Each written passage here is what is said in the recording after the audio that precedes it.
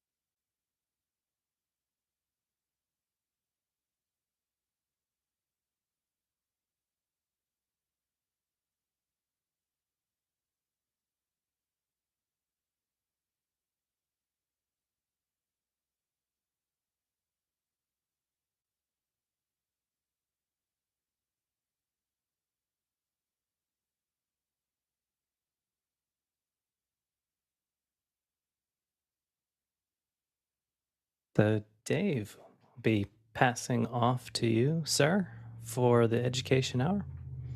You will. Fantastic. And this is the learning management system, it seems. Not so much that, but close. Actually, they decidedly declared that it's not an LMS. So the theme of our education will be?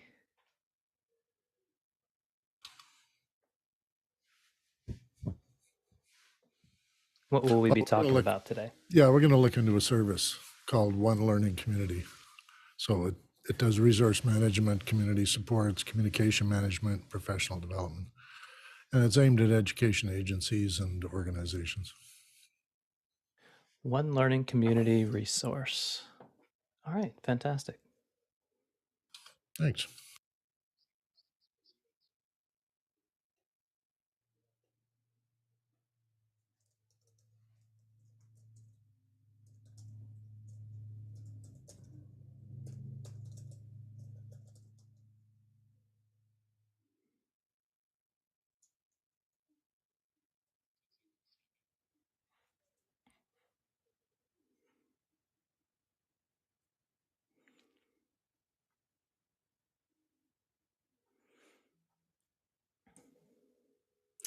Hello and welcome to Office Hours. If you're finding us here on YouTube, you can find out more about what we do at officehours.global. There you can put in your questions and become the producers of the show that direct the directions that we head into. Every day we usually have an area of special interests for you to ask our panelist or an individual. On Saturdays, it's an education hour, and we're looking forward to Dave taking over about the midpoint in the show, where we'll look at the One Learning resource. So we're looking forward to that. We also have our educators with us today, so if you have any general education questions, we have plenty of expertise on the panel. Let's get our questions started.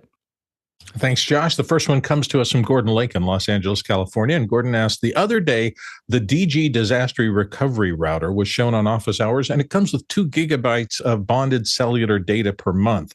When streaming at 1080p 30, how long will 2 gigabytes last? And he's got a link there for information. Guy? Yeah, generally you're looking at about 3 gigs an hour at 8,000 kilobits per second. So if you use that as a roundabout number, you're probably looking at like 40 minutes.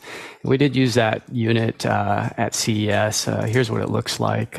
We had it in the back of Keenan's Jeep, and it's got 3 modems in this unit. I think the carriers are AT&T, Verizon, and T-Mobile. He's able to provide such a great deal because he's bulk buying and then reselling it. So it would be super expensive. In fact, this is my little Netgear, and I've had bills in 24 hours for $500 for using this thing like crazy. So I was at a production where I said, hey, we're taking over the entire bandwidth. Your team now has this. So I basically hogged it all for our stream and cut everybody else off. And I said, hey, it's going to cost money. It's going to cost hundreds of dollars to use my AT&T plan. They took it because it was a show that mattered. So you just got to figure out, do I want to go H.264 or and use like OBS or something like that? But you could also half your data rate with H.265. So there's some hardware encoders to look at. Now YouTube won't take H.265 natively, so you have to bounce it off something else. So this is where other services can come in handy to help you save on that bandwidth cost, and also just getting out of locations where there might not be a good connection. Thank you, Guy. Go ahead, John.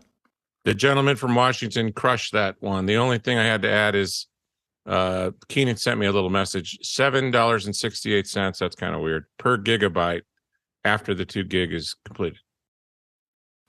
Fantastic. Looks like a great deal. If you haven't caught that one, go back and check out that episode. Go ahead, Guy.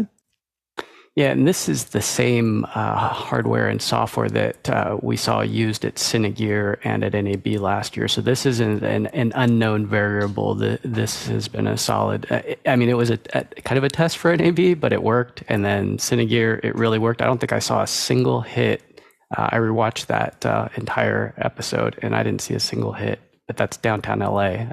And you got 3 of the top carriers, and maybe there's inside of the facility, there might be some antennas that help with repeating that cellular signal inside. So again, it's a matter of testing. Sometimes you get lucky, sometimes you get unlucky. But this is where it's nice to go knock on somebody's door, even if it's the neighbor down the way. Can I borrow some internet? And we'll give you a couple $100 if let me run a cable from your house all the way down over to there. Yeah, I know we used Stream Voodoo as our partners and Mr. Net for the box as well, and fantastic trials for us. So that's a fantastic service, and I don't know how available. Keenan, maybe you can type into the chat just how available those services are for the reselling. Sounds like a really good deal. Let's go to our next question. Next one comes in from Jen Zolson in Sandpoint, Idaho. And Jen says, has anyone gotten a pair of the new HomePods in and tested them with Apple TV? How do they compare to a Ambeo sound bar? Go ahead, Dave. Well, the Ambeo soundbar is way out of my budget range, so I can't say that I have one to compare it to. I also am really keen on these HomePods. When they first came out, I really looked at the specs. I thought they could apply to my situation, and I was disappointed that a pair couldn't do stereo for your Apple TV. Apparently, that's all been fixed, and it probably even sounds better because they've tweaked the new HomePods. So I am looking forward to being able to buy some, get them installed on my Apple TV in my home system, and see just what kind of spatial audio my living room has. Go ahead, Keely. I'm echoing Dave's comments there because I took a look at the Ambeo and the price point was appropriate for a Sennheiser product and not appropriate for my own budget. And I think we can't really try to throw Apple audio products into that prosumer mix. But from everything I've read and the reviews that I've seen about the pairing, that's going to be what makes the difference between what I've been experiencing. I have a first-gen HomePod using that as my primary TV speaker and trying to watch shows with that. The vocals have been very indistinct. That also could be a function of my age, but let's not talk about that. So I'm in the same boat as Dave. I'm looking forward to getting the two to pair together and sync those up and see how they do. And frankly, that's what my budget can afford. So I'm excited about it. Go ahead, Bill. I got a pair of the original HomePods. At first, they were tough to kind of manage in the early days of them. And this is back when they first came out. They did not pair well with things. They did not work. But over the course of time, Apple really must have spent a lot of time in research and development, because at one point they just started working and working remarkably well. And a pair of those, the sound field is stunning. I will say I was gobsmacked at the amount of bass that was still articulate but huge. I got really scared because I was worried that the neighbors around me would start yelling at me like I was driving down with a boombox car or something like that, because it was just so astonishing to fill a space with those two little speakers with that much sound. I really enjoyed them, and they're still my main speakers in my primary living room view and listen place, and they're just great. And I wonder, Bill, as far as not disappointing your neighbors, I know that having sound sources closer to the listener is one way of not having to crank the volume up so much. So maybe one advantage to a sound bar that has to sit in front of the display as opposed to HomePods, it might be I'm a little in closer Keely's space though, because I keep wanting to push them up high to get more articulation because of that.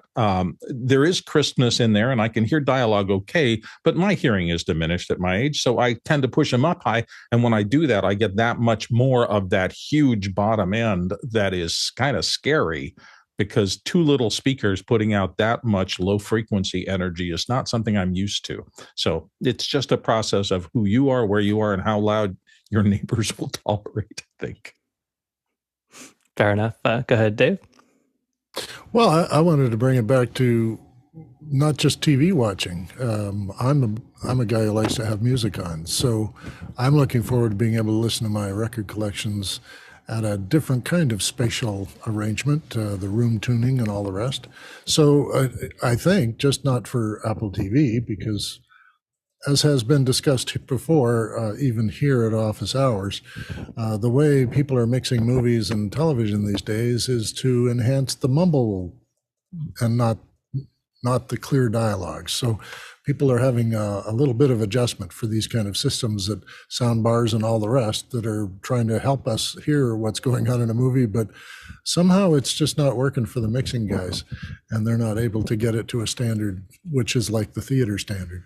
In terms of it being a cheaper product, of course, buying two of them is a little different than just having the one. So maybe if you bought a 5-in-1 system with using HomePods, it would equal one of these Ambeos. Yeah, Bill? It might. I tell you, I'm constantly, if there are people over and we're having a little soiree or something, I'll turn them down and down and down. I can't tell you the number of times I said, "Hey Siri, cut the volume in half," and she does, and it's like still maybe a little too much music. They are very efficient and they fill space really well without getting too loud. It's just personal. And at that point, you're at personal things. It is a wide stereo field. I haven't sent it any 5.1 content or something like that and see how it makes that into a sound field. But I just really enjoy living with them. I think they're good speakers. All right. Very good. And if you haven't already, we have plenty of room for your questions. We have a fine panel today of not just technology experts and virtual production, but also we have some of our educators with us today. Later on, we will be switching to our topic about the One Learning community. But in the meantime, any general education questions that tend to sometimes leak into our second hour discussion, we like to handle those for the first hour. So feel free to leverage our panel. Let's go to our next question. Simon Ray in Midlands in the UK says, can the panel suggest a hardware setup to get the best bandwidth from multiple 4G connections with different carriers? No 5G or landline is available here, and while I usually get reasonable bandwidth, at peak times, it drops below an acceptable level. Go, Guy. Yeah, I guess it depends on if you're using it for just data or if you're using it to stream video, because there are ways of bonding, but there's hardware ways. I would be taking a look at what Tucker and the guys are using, which is from Peplink. It's called Speed Fusion. So it's hardware. So you put in your multiple modems, and Keenan makes it easy. You just get the service and it's all done, and you log into your account. With Speed Fusion, there's going to be a lot more setup depending on which package you go with. But that's one way of getting, because you can see each carrier. So you see what T-Mobile's given you, and so it'll shift for you on the fly. So that's the way that I'd be looking at it. If you are streaming video, again, like I said earlier, HEVC, H.265 hardware encoders can split that bandwidth in half, giving you a perfect signal, whereas you might have fallen apart. And this is where other technologies, Resi, if the stream doesn't need to be real time, like really low latency, you can get away with using something like Resi to basically increase the buffer, and that way you can get out of some of those retransmissions that would cause a hit or degradation. So I'd be looking at those as options. One more thing is antennas. If you can get some antennas that go externally that can maybe push towards a window or somewhere where you get a little bit better reception.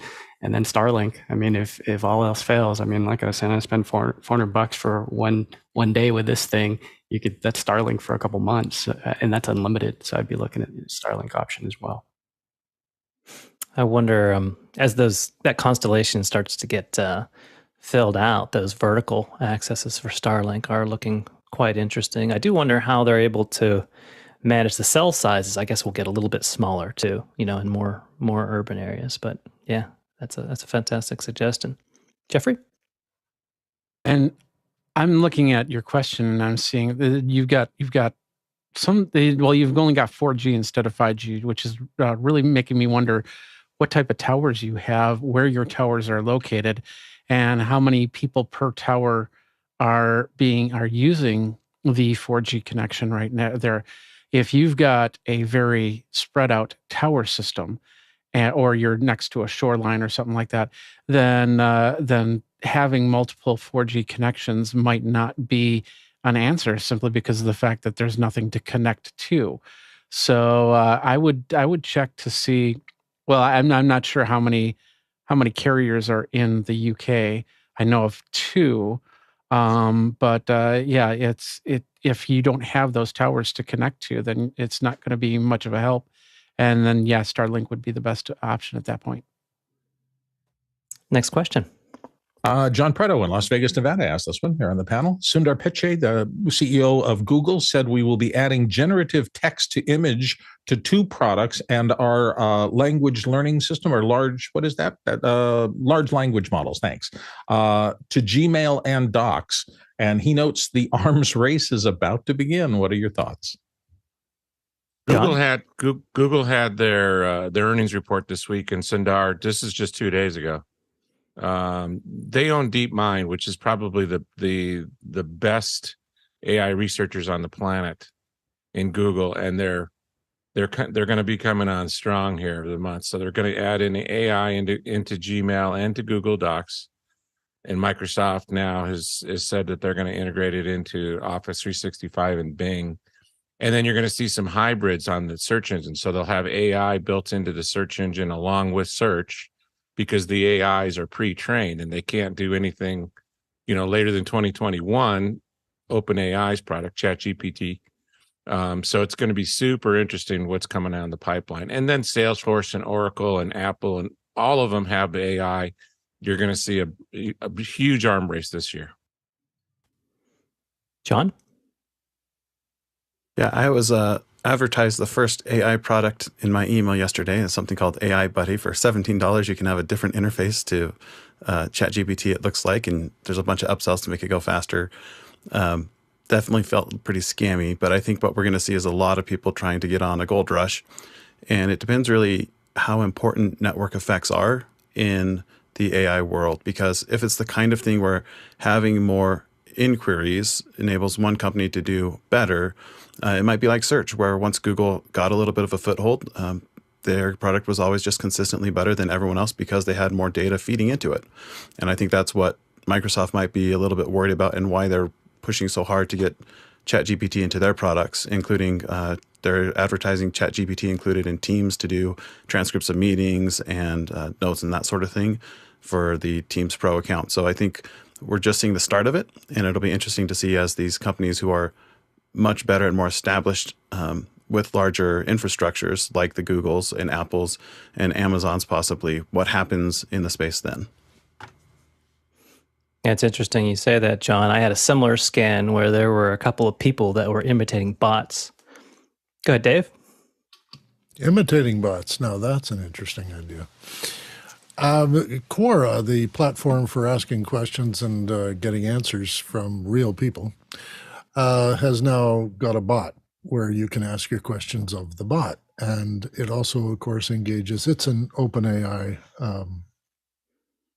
I guess, platform. And it allows you to have a conversation so that you can ask a question, then have follow-up questions.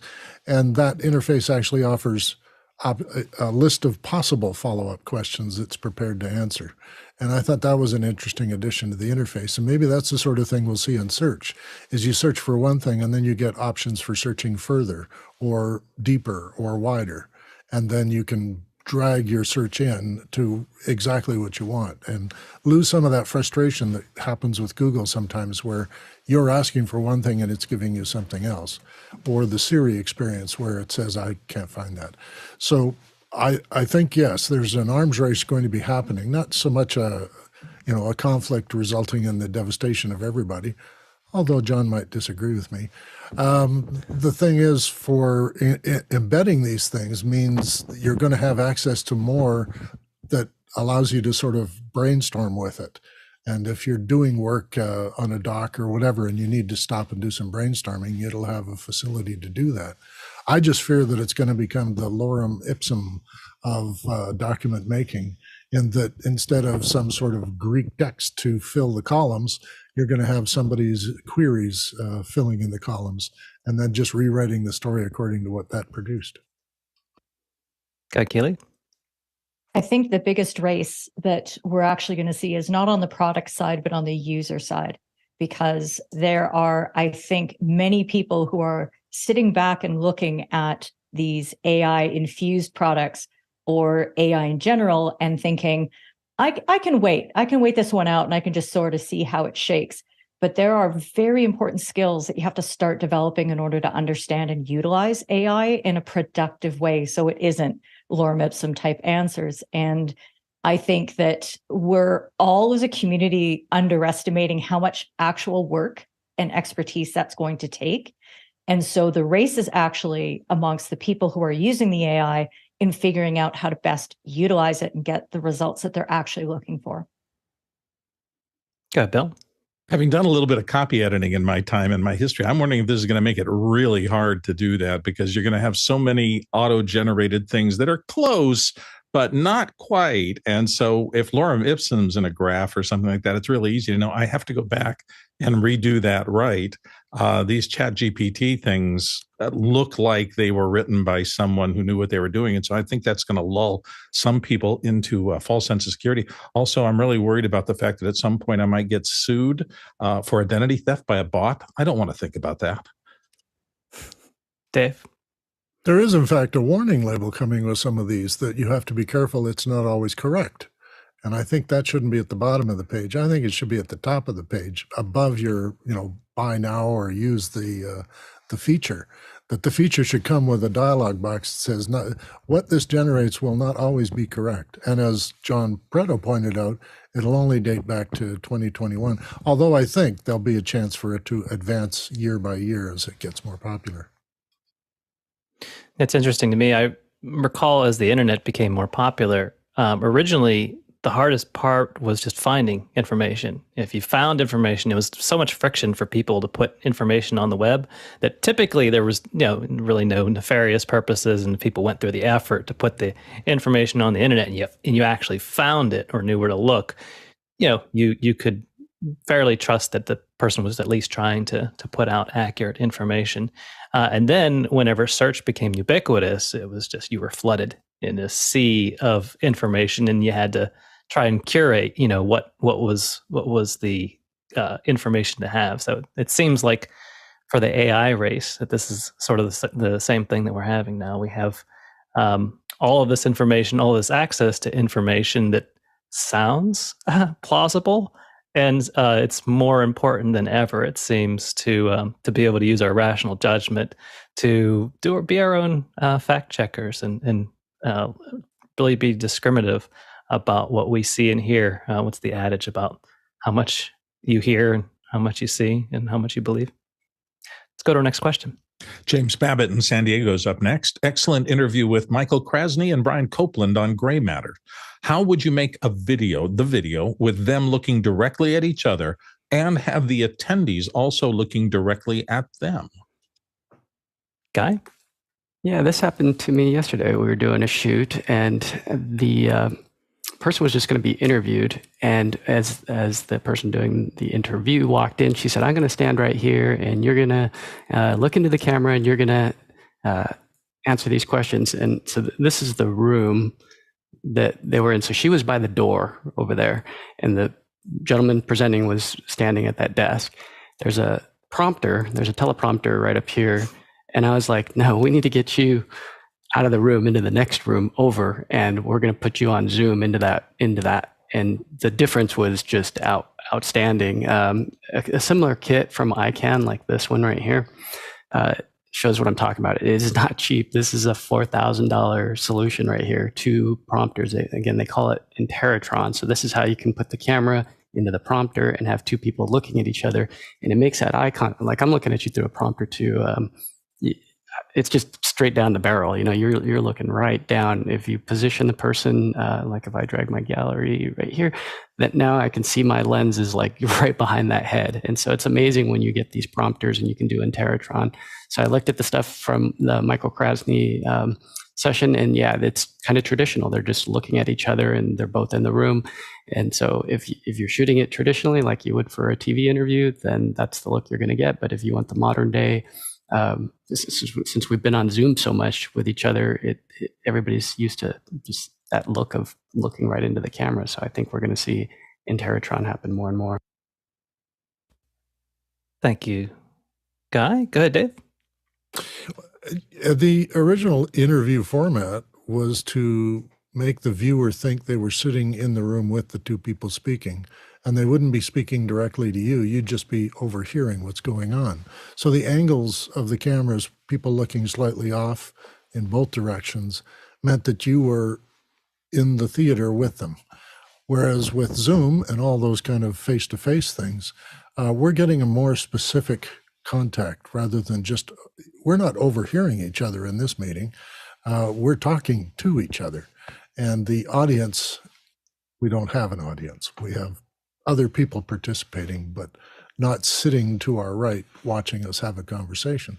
So that's a big change. That's something culturally that we're just adjusting to. And some other applications may be beneficial, such as presentations, as Alex is always talking about, and also this kind of conversation with Michael. Yeah, it sounds like, and we don't have our teleprompter expert, Courtney Gooden, with us today, but it's one of those things where sometimes you can have an operator that controls what the participant sees as far as an actual, instead of the Interatron, the original purpose of the teleprompter, where you're actually prompting people and keeping that cue right about the center of the screen where the lens is key to having that eye contact with the person.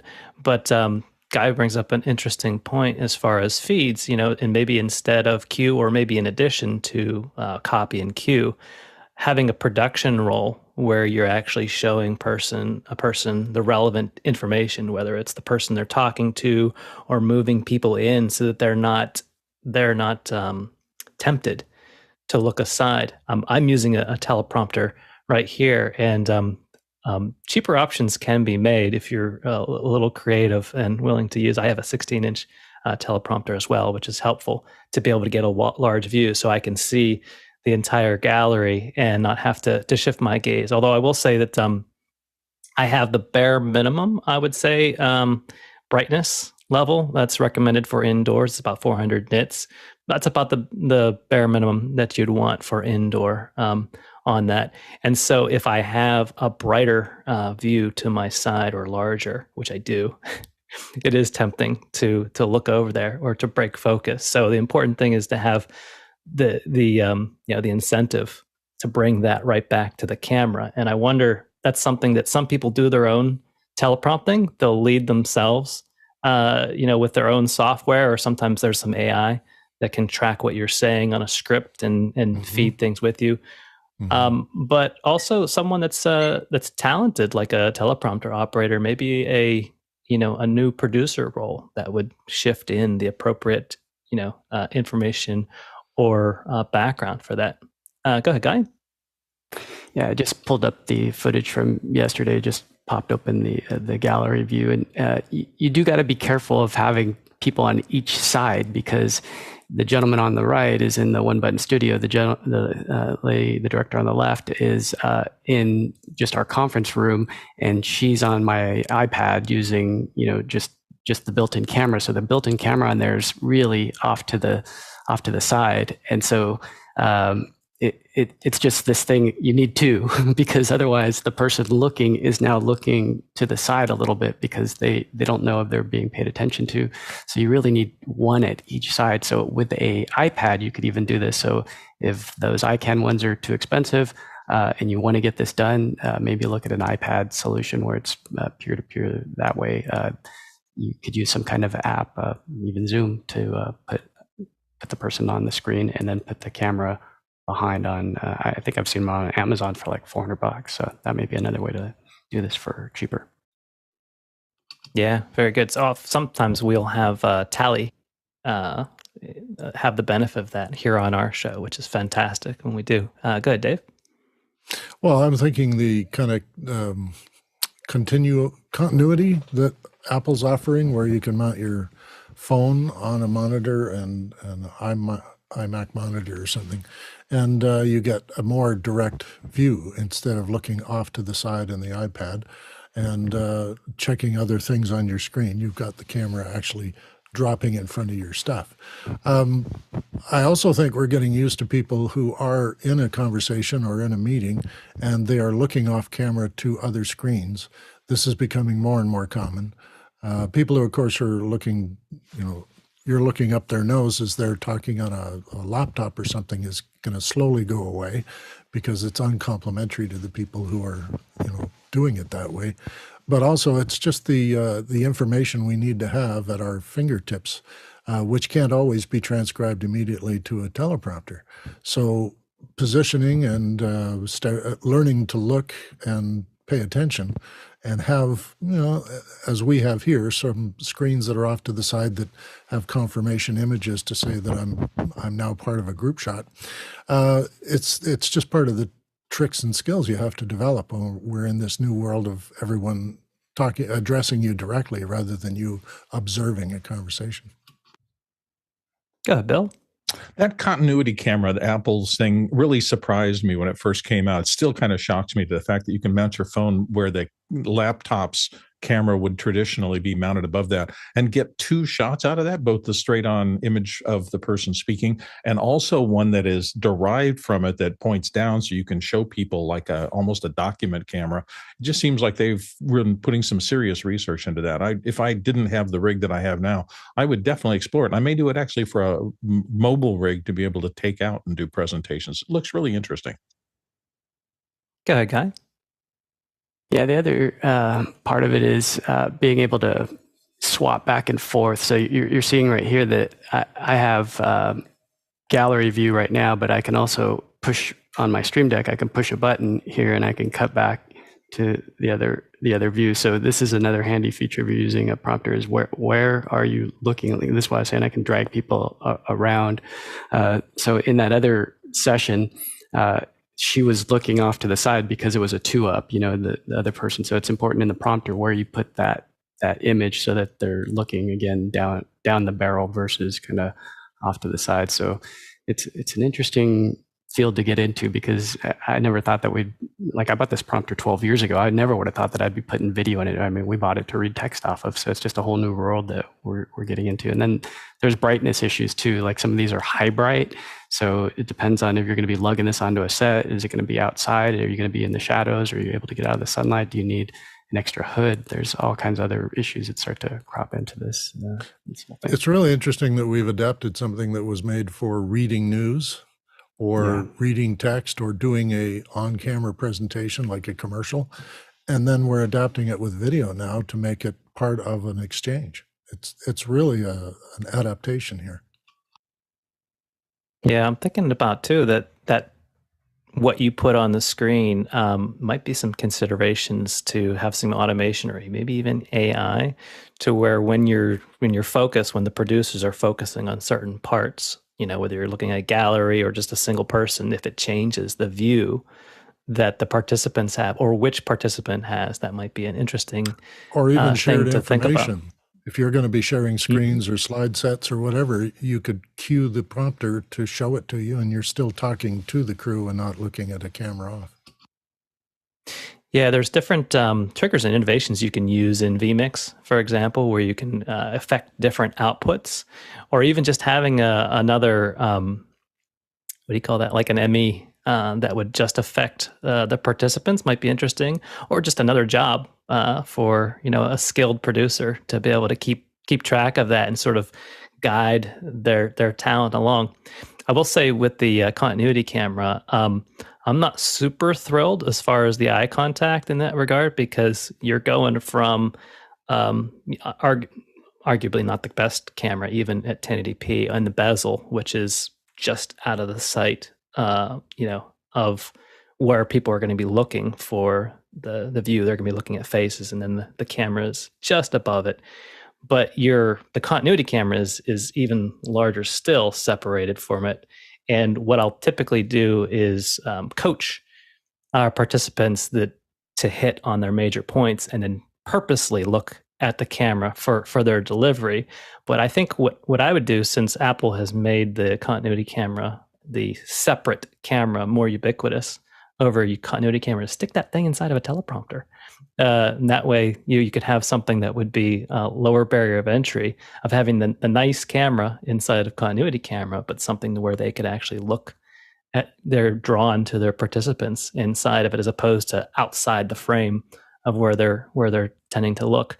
Other than that, you need skill. You need to train the wetware for people to make that eye contact. Go ahead, Guy.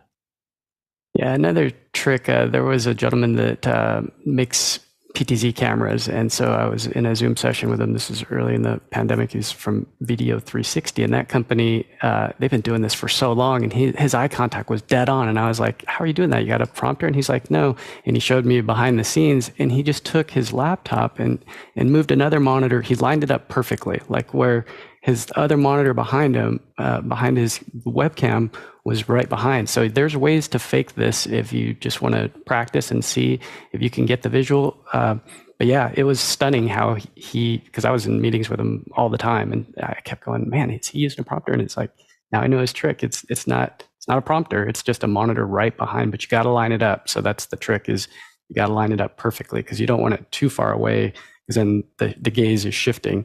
You want it just at the right spot. So play with it, and if you got an extra monitor laying around, it's a cheap solution. I think they used to have. Go ahead, Josh. Oh no, I was just going to say, for the sound, they used to have things where the center speaker cone used to be right behind the projector of a screen, so they'd have it and put the thing in there. I think you could just cut out a little thing and put the camera in there. Go ahead, Dave. Yeah, that was the psychological trick, to see that the sound was coming out of the film rather than around the film. I'm actually very curious to find out if this connectivity or continuity thing that Apple's offering what's going to be on the screen of the phone when you put it in there? Could you have kind of teleprompter content that's right there at the camera? And so you are getting some, and then you could switch in, as Guy has been showing, other images there for you to stare at. And the parallax between the camera off to the edge and the content you're staring at would be so narrow as to almost fake the direct contact look. I'm also encouraged by the announcement that the camera is going now to the what would be the side bevel on a vertical iPad instead of being at the top of a vertical iPad. They're accepting that this standard wider than tall image is the way people are going to be doing many of their calls. And if the camera is in the middle of the top, it's less of a distraction than them looking off to the camera and not looking at the screen rather than the camera. Oh, one note on that, with continuity camera, you can't use the front camera. You have to flip it around. So that's the way it works, is it uses the three. Yeah. So it'll be the back camera to get the wide angle view for the down look. Yeah. Okay. Correct. Yeah. Well, we had a nice chat about that. Thank you, producers, for providing. We do have some more questions, though, but I do think this is an interesting topic for really bridging the gap between what people expect at a physical event, where you typically look at people's eyes when you're speaking, and coming up with a digital solution. So very interesting on that front. Let's go to our next question. It comes from Douglas Carmichael, and he says, I'm looking at my first ATEM to add to my system. Would the Mini Pro ISO be a solid start for an audio and or music person, or should I go with the Extreme ISO? And he notes here also the sources would be a HuddleCam and the HDMI output from my Mac, leaving 2 open inputs. All right, John and Jesse are going to weigh in on this. Yeah, I would ask yourself a few questions. First, do you need to record each separate input separately? If not, you might not need the ISO and you can save a little bit of money there. Secondly, do you need to be able to use the webcam features while you're recording? Because the Pro version only has one USB port and it can do one or the other, not both at the same time. If those two questions are no and yes, respectively, I think it was, you might just need just the regular Pro. Go ahead, Jesse. I'm going to go the complete opposite direction and say that the tools you have will direct how you create your workflow. When we switched over to the ISO, we did not realize how much it would change every aspect of production across the board. So at this point, I would say the ISO is all but mandatory, just because of it's a ground up rethinking of how we produce every video we produce. And I would seriously consider the Extreme. There, it's a bit overpowered. There are some buttons on there that weren't even buttons when it came out because there were too many buttons for them to do something with all the buttons. But you've also got a headphone out on the Extreme that you don't have on the Mini, and we find ourselves using that a lot. Also, if you only have 4 channels, you're going to cap out really quickly. 4 channels is 3 cameras and a graphics feed, and you're already at capacity with just that. I know your setup is a little bit smaller than what I just described, but like I said, the tools you have will govern the workflow you create. And having that extra wiggle room will create workflows that use that extra wiggle room. There you go, Douglas. We got both sides covered for you. Let's go to our next question. Jesse Kester, who was just speaking in Glendale, says, we're looking for more range on our ATEM Blackmagic Pocket Cinema camera pairing, capping at 50 feet of HDMI now. What's the next step? Wireless transmitters, decimators, and SDI? I can't afford an array of URSAs and a Constellation, so what are the options? And Jesse, I wonder if you, I don't know if you've already utilized the resource, but sometimes having the remote control the ATEM itself and putting that closer to where the cameras is can get you a little bit of range. That might help you out a little bit if you haven't been able to utilize that. We're getting into bigger and bigger venues where the cameras are getting farther apart from each other and from the ATEM. So there's increasingly not one sweet spot where we can do that.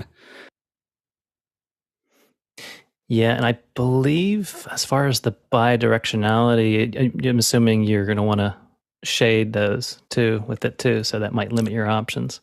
You know, in stark contradiction to what I just said about tool sets defining your pipeline, we don't do any shading from the ATEM to the camera, but we do like that conversation, the one button record on all cameras and the ATEM. Okay, yeah, well, there's some thoughts for you. Maybe we'll put it into another discussion and get that out there for our community.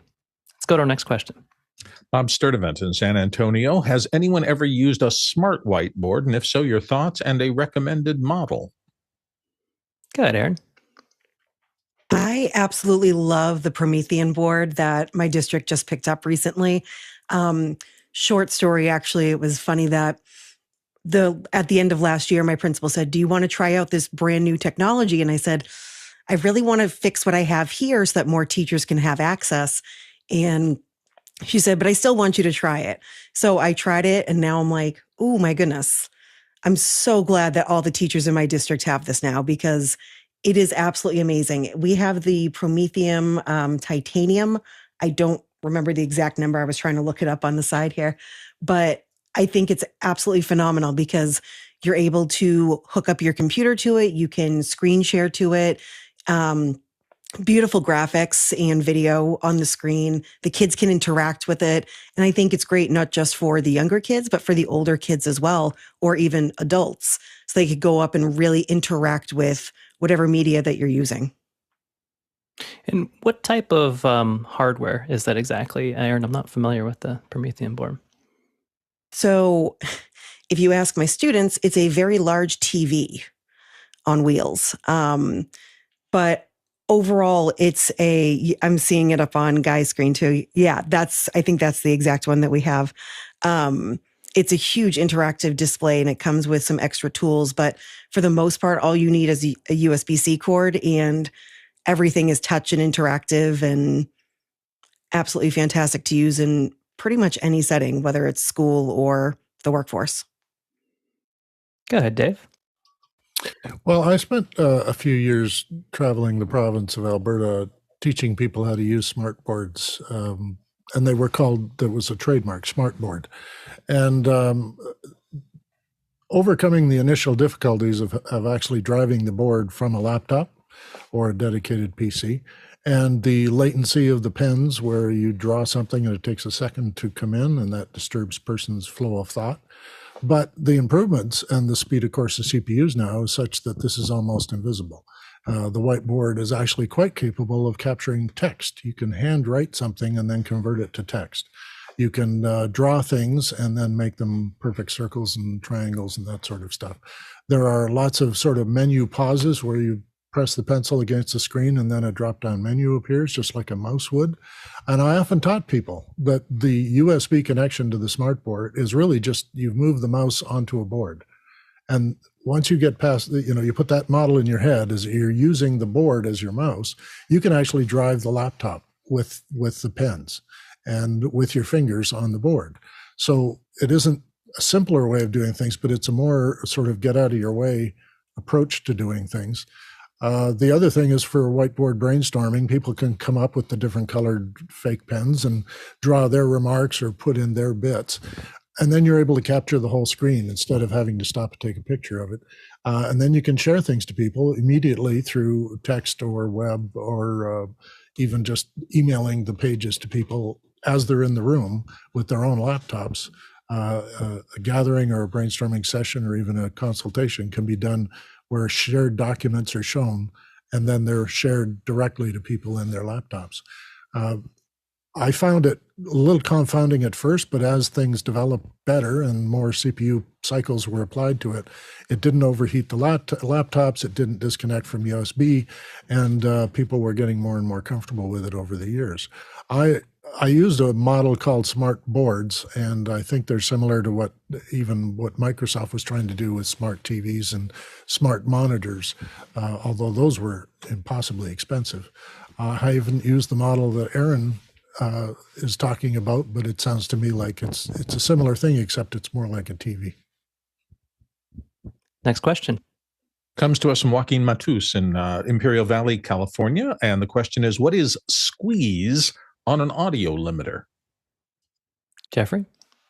Let's see if I can attack this. So basically, when you limit something, you're setting it so it doesn't peak out and cause any type of clipping. So you set your limiter, And then what you do is you set your squeeze, and what it'll do is it'll squeeze the audio down a little bit so the loudness, you can push up the loudness a little bit more. The end result is a bunch of tones that'll sound a lot louder than they normally did. And if you're talking with the Behringer, I think that it goes from like 0 to 100% in 2% increments with the squeeze. So if you just need to make, like a metal show or something like that, and you want to make it sound a lot louder, that's where you'd use the squeeze. Next question. Craig McFarland in Boston, Massachusetts. I'm looking for transcript tools. The case is 100 plus hours of interviews that we'd like to pull okay quality transcripts for searching topics, preferably something that's inexpensive or free. John? Hey, Craig. I put a link in the chat. I probably put it in the event chat.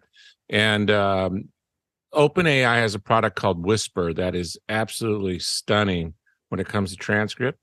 You just feed it I presume you have audio files or video files. You just drag it. It's command line. And the accuracy is spectacular. Look at that video from Felipe. And if you need help, Felipe, I'm sure will help you out. And it's completely free. Next question.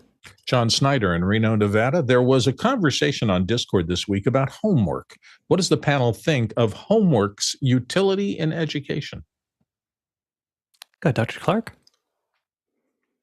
Well, as a parent and grandparent, I don't have anything good to say about homework.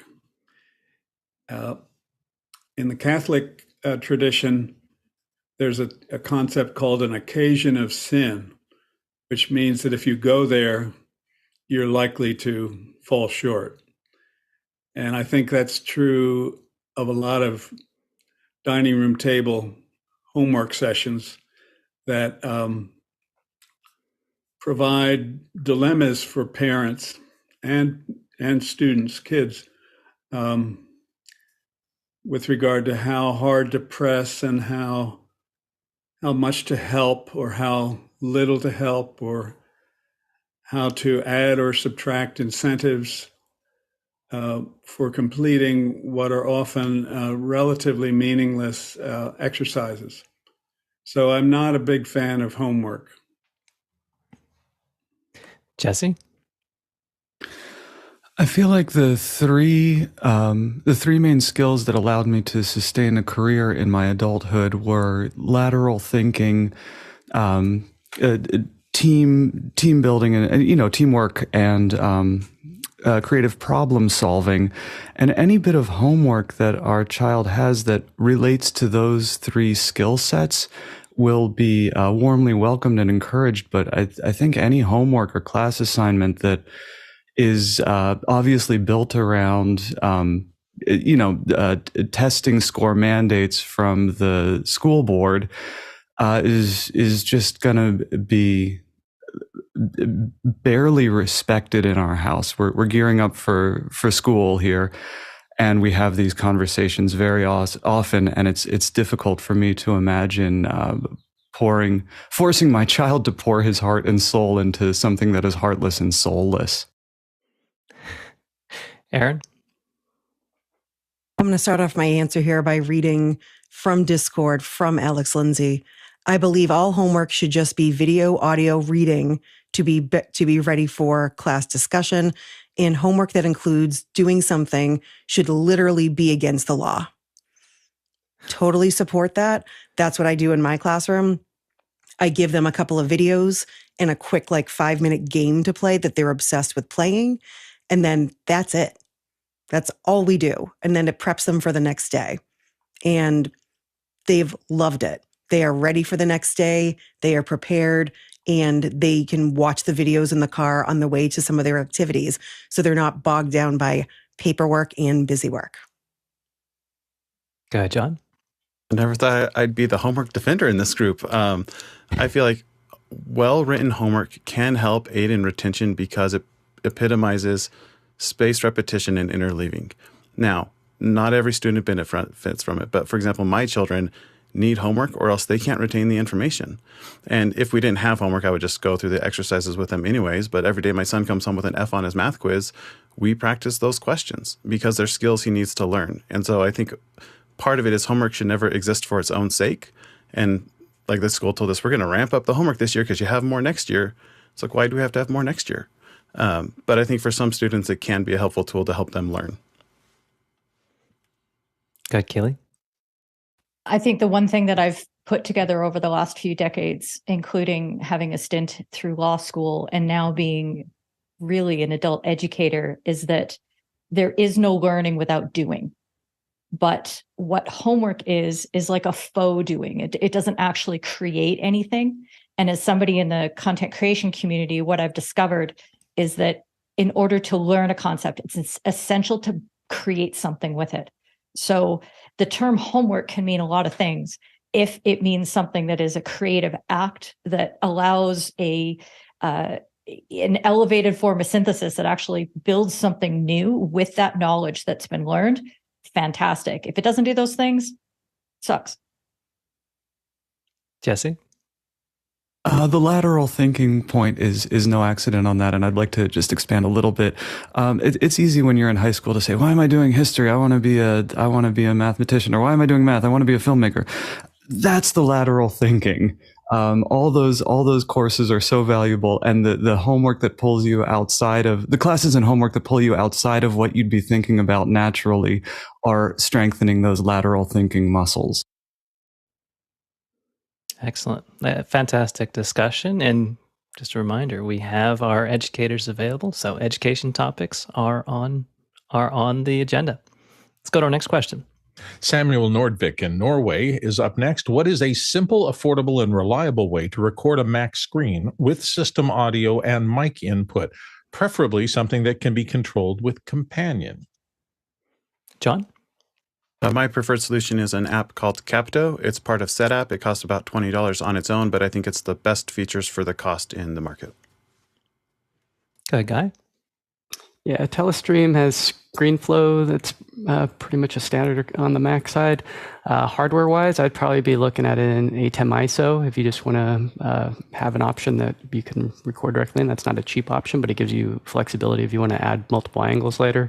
The way I would do it, though, personally, is NDI, and I would use a second computer. So you hit NDI screen capture. So if you download NDI tools on the NDI Tools website, and then on a second computer, Mac or PC, you pick it up. So in OBS, you can just see that screen, and then you can set up a companion record button, and that's how I would do it. Or I would do it with Wirecast or Memo Live. I've done both buttons to record on those apps as well.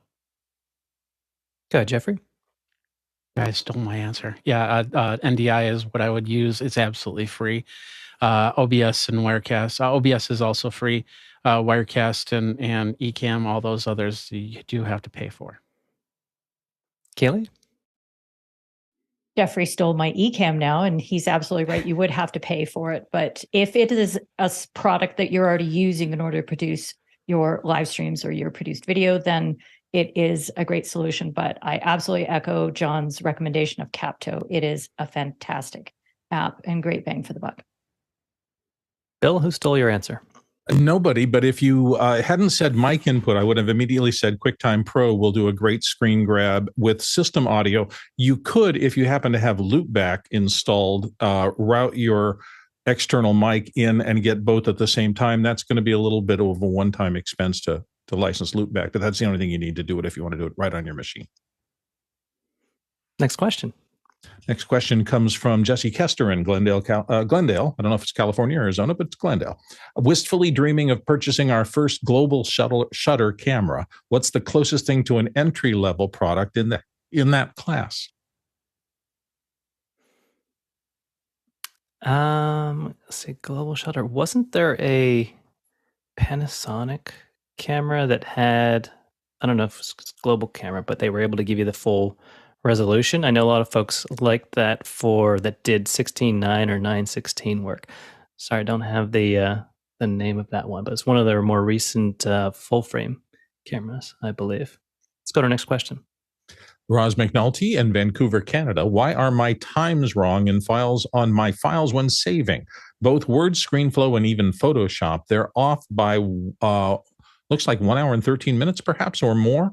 Not even a time zone aware. That might be 1.13 minutes. Obviously, I have checked my settings and turned off and on auto Apple time.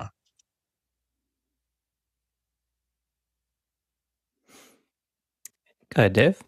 Okay, I'll make a stab at this one, but there are two things that came to my mind when I read this.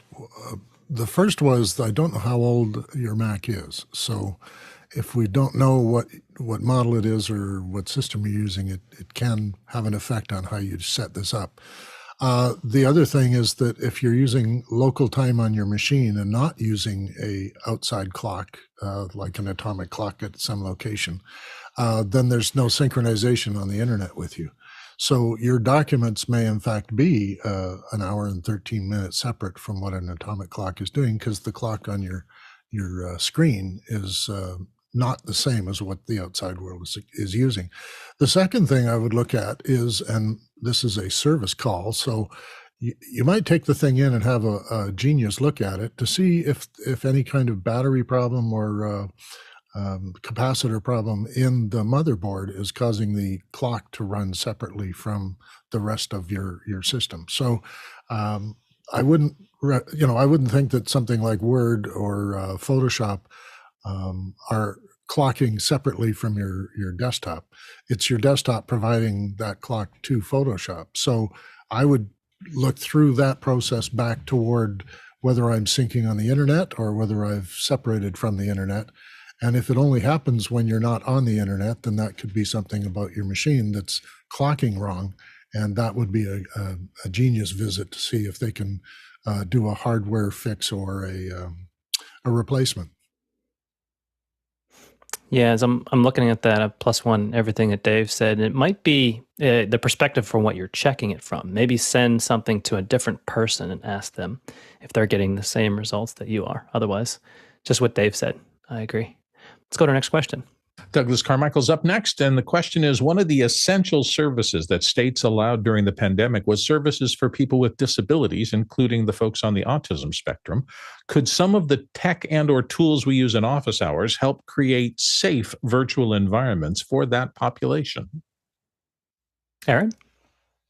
Oh, absolutely. Absolutely. I think the great audio and visual techniques that have been taught on here can provide can provide stability and continuity for people, because if your connection is going in and out and your audio or your visual isn't super strong, some people are going to have more anxiety that's created because they can't access what they need. Also thinking just about the concept of the medical telehealth calls that may or may not be going away starting in May. It all comes back to the concept of some people have anxieties. They don't want to leave the house. It's easier to talk to your doctor when you're in a comfortable, safe setting. Thinking about social groups online. If you're an anxious person, or if you're someone that just even is living in a cold climate and you just don't really want to leave your house, it's that safety that you have of being in your own home, having your gear. And it's something that makes you feel good, because if you have your strong visual with your camera and your lights, you're going to look good and you're going to feel good. And that can be amplified to many, many people. Next question. James Babbitt back from San Diego right again. In Discord, I have Office Hours, Gray Matters, Midjourney, Twit, and so forth. Could the panelists give some tips for getting the most out of Discord? You ever use Discord, Keely? I've heard of it. I don't really know. I would suggest several things, but I don't want to steal anybody else's thunder who's going to contribute a little bit. One of the things that I would recommend in general is that you think of it like a party. So if you go to a party and you stand in a corner and you listen to conversations and you don't really engage, you're probably not going to have as much fun as if you walk up to somebody and just ask them a question. You don't have to feel like you need to be the smartest, most interesting, best looking person in the room. You simply have to engage and be willing to talk to people. So in every server I go into, I'll hear feedback privately from people. Oh, I've been in this server for 3 years. And I ask, how many how many questions have you posted? How many times have you engaged with people? Oh no, I just read. And I think what a waste, because you're missing out on being an active participant in shaping the conversations and the knowledge that's built in that particular Discord. So that's sort of the general theme that I would go with. And I'll see what everybody else has to say. I can't wait. Rediscover the Discord you're in. Fantastic. Go, Jesse.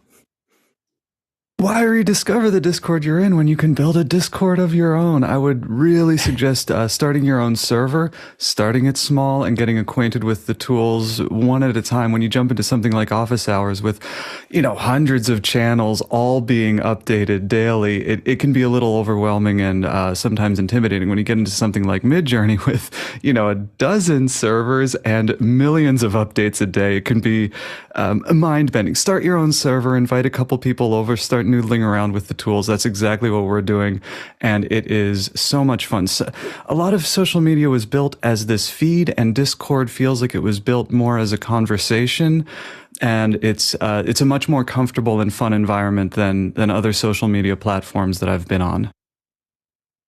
Jeffrey? Jesse stole my answer. Switch to Slack. No, actually, creating a sandbox.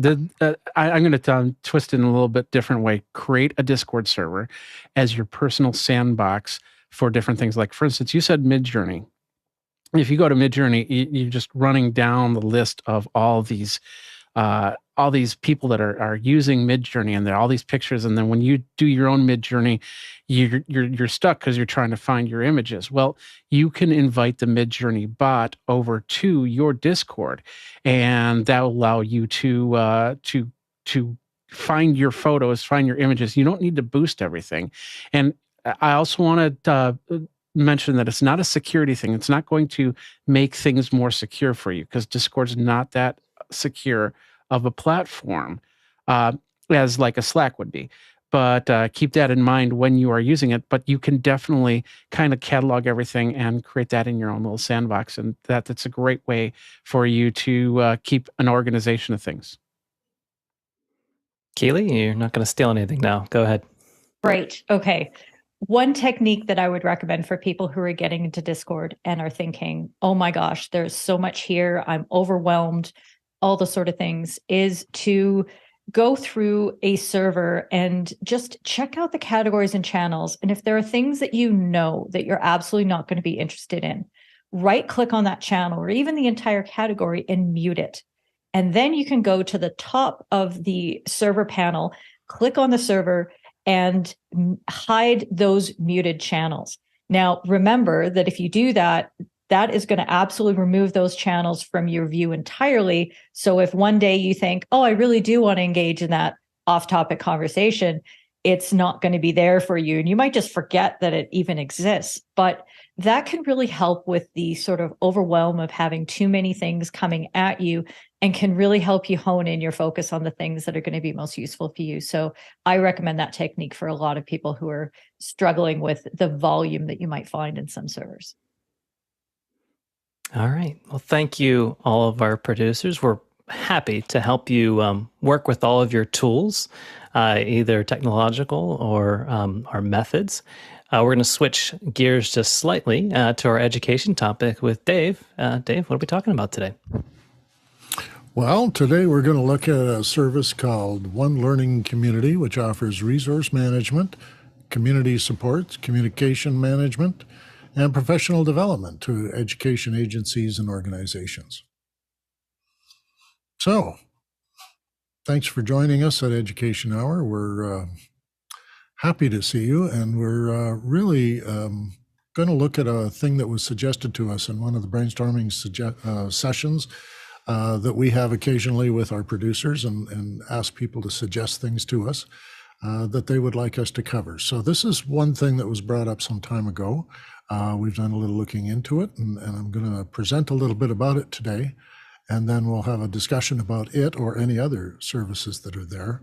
I'll start by saying that I'm not familiar with how state and local educational institutions make their platform decisions and support material decisions. I don't know how they organize their resources for teachers, so I'm a bit out of my element today, And if I seem a little awkward in terms of presenting this, I'm hoping my panelists will guide me through this and help as we go along. One Learning Community provides a service to state and regional education agencies by sourcing, curating, and distributing targeted resources. These would be for teachers to use in the classroom, I presume. Also, other supports and communication support for people who are doing things online. And they are also trying to create communities of learning, and that this is a way of connecting teachers from diverse areas. And this, I think, is a nationwide effort. It certainly can be a state effort in the US. This One Learning Community is US focused. It's not a European, it doesn't understand other jurisdictions outside of the US or how education curriculum and that sort of stuff are done. But certainly, because they're mostly a consulting service, they probably could adapt what they're doing to what other jurisdictions are requiring. The curriculum here in where I live is significantly different from the curriculum, say, in Minnesota. So this group would be probably more familiar with the requirements of Minnesota than it would be for Alberta, Canada, or even Australia and otherwise. It was put together by educators, designers, and technical developers to increase available educational resources. And they call it a platform, but I still think of it as a consulting group who have technical expertise and logistical expertise to organize online resources for state and local education administrations. So they will take your resources that you already might have and put keywords into them and give search access to them and allow people to access them easier and to get that stuff into the hands of teachers. They may not even be aware. And they can also facilitate teachers having their own list of resources particular to what they want to teach, which would be a melding of things they're already aware of and some things they might have discovered through searching through this resource tool. I guess it might be useful to take a look at their website. And if I got to caution you, I'm not selling this to anybody. I don't endorse the product because I don't use it. And it was brought to our attention by other people who thought we might have an interesting discussion about it. So what I'm going to do now is attempt a share. And if I can do a share and it works, that'll be great.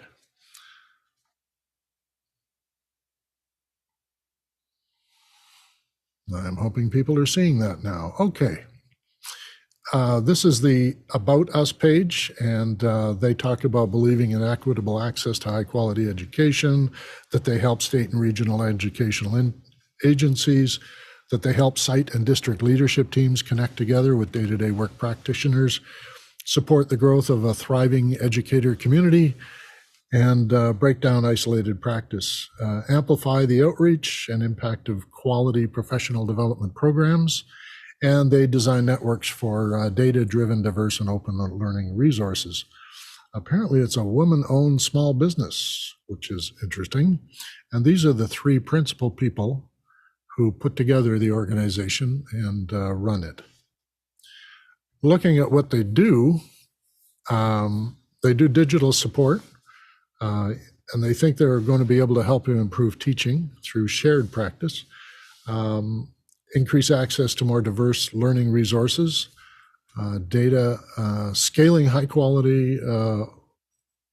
These are all good buzzwords. These are all good instructional buzzwords for academics and that sort of thing to be able to, make the case for this stuff. So I'm not comfortable with some of the wording here, but they want to sort of enhance operational capacity. So there is that part. They're all about designing systems that help agencies handle their strategies, the effort, the teams, and the distribution of resources, once again. They want to help connect, communicate, and coordinate. They support thriving communities of practice, and they want to amplify the scope and outreach and impact of quality professional development. In the sense that this is a learning platform rather than a learning management system, they have a platform description, and that description includes four major areas: resource management, group management, communication management, and professional development. And you've heard all that already through some of the previous pages I've been reading. But it is sort of helpful to have a communication management consulting group, and they can help you figure out better ways of communicating. But also professional development. I think that's a focus that a lot of agencies and state governing bodies may like having help with, or might want to, dare I say, sort of outsource that kind of stuff. But I don't know how much of that is going on already, and so I can't compare what they're offering with what's already available in some state agent. And lastly, I think they have some philosophical positions that they have, and some of their recent thoughts, of course, are letting people know that they've done systems for all kinds of people in California and in Alaska, and they've had some very good results with those programs. And if you want to explore further into it, of course, the website offers you a chance to sort of look into it and maybe get in touch with them about what your needs are going to be and what they are offering. So I'll stop the share now. And what I wanted to do next was to delve into this, asking our producers if they've been triggered by this and want to ask more about it. I don't know how much I can talk specifically about the One Learning community platform, but I think in the sense of this is just one service provided by one group of people. I'm not aware of how many others there are out there, and if you are aware of them, we'd love to have you bring those to our attention. And also I'm going to open the discussion to our panelists to delve into sort of the layer of usefulness. Does this provide a useful service, and would they want to advocate for this for their own jurisdiction and their own area? So I have a few hands up now, and I'm going to start with Aaron. So have to be completely honest here. I'm not super familiar with this product. I was looking on the website earlier as well. Our learning management system is kind of a split between Google and a program called Aspen. And we're able to make connections with parents, take attendance, things like that.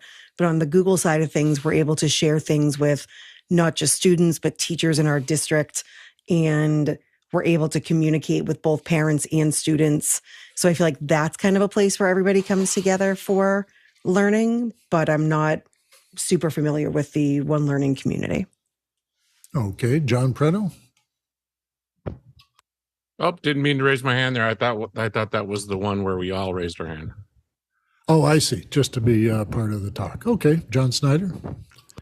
Yeah, I've also don't have direct experience with One Learning community, but it's interesting that they market themselves as a non-LMS or learning management system, because it has a lot of similar functionality. And learning management systems are basically a way to document and track learning objects and their completion. So a learning object could be a video or a document or a test or an e-learning module. And a learning management system would allow you to categorize those, assign them in learning paths to your students, and oftentimes they even allow you to share them publicly. And what One Learning community has done is taken a lot of the social functionality and the sharing functionality and really emphasize that. And during the pandemic, they talk about how teachers, they wanted to be able to share resources easily between teachers and have, for example, a single source of truth. If you've ever tried to email something to someone else, it changes over time as people make their small edits. Something like an LMS or One Learning community can help you have a single source of truth. They wanted to be able to share it to families too, and not just within teachers, and having external sharing. And some LMSs allow that and others don't. And if you just a general history of LMSs and what's been popular. At first, they really started as just a repository for learning objects. So assignments, a list of assignments that students would go through and submit electronically to their teacher. And then they would add things like lectures and the ability to do virtual meetings, essentially. Reporting quickly became important for learning management systems, so you could see who's completed what, when, and keep track of grades, that sort of thing. And then around the early to mid 2000s, socials became a really important aspect of those, where there was chats, threads, discussion boards, that sort of thing. And one of the first early ones was one called Blackboard. It's still around. Eventually, as it went from education specific into corporate specific, LMSs really started focusing on curation. So instead of having one person build all the materials, how do you make it easy to find external materials and share them internally and track them? And that's still a really common feature in many LMSs. But the current state of today is what most LMSs are really highlighting is their ability for peer creation. So the students themselves can create learning objects and make it easy to share and categorize, especially using AI to identify what learning objects are helpful and what might be interested to the learners. And a common one in the corporate world, or one that's growing quickly, is one called Viva Learning. It's a Microsoft product, which allows you to have all of those features within the organization itself. It's not specifically an LMS either, but it has a lot of the same functionality. So those might stir some of our producers to ask questions generally about LMSs, or more specifically about One Learning Community. Okay, thanks. Chris? Well, it seems to me that this One Learning Community operation has jumped on the bandwagon of professional learning communities, PLCs, which have been in existence under that name for 20 years or so. Professional learning communities started out as teacher-directed conversation groups, essentially. And my involvement with it was early, in which the spirit was, let's take charge of our own professional development rather than accepting what the vice superintendent for professional development curriculum thinks we teachers need. So it was a bit on the margin, almost like an underground movement where teachers got together in their homes or apartments or coffee shops and made sense of their experiences and traded tips and encouragement to one another in a challenging profession where teachers at the time and still are not treated with the professional respect that I think they deserve. So what I see, I'm a little paranoid about this. It seems to me that this One Learning Community operation is a way for superintendents and even state superintendents or state departments of education to begin to manage these professional learning communities, to get them off the margin and into the center of top-down management by the administration at various levels. And I'm a little leery about that, as you might have detected, whether it's a good thing for the spirit of professional learning communities run by the professionals themselves who are members, or whether it's a good idea to, as it were, institutionalize these little communities and try to standardize them in various ways in the name of efficiency. In high school, I came into a restaurant once to find a whole lot of the teachers I knew gathered around a very long table. And I think I may have come across one of those subversive groups who just were doing their own thing and not doing it in the school, just as you described. Does anyone here see the advantages claimed on their website as being helpful to yourself or colleagues or becoming more effective educators?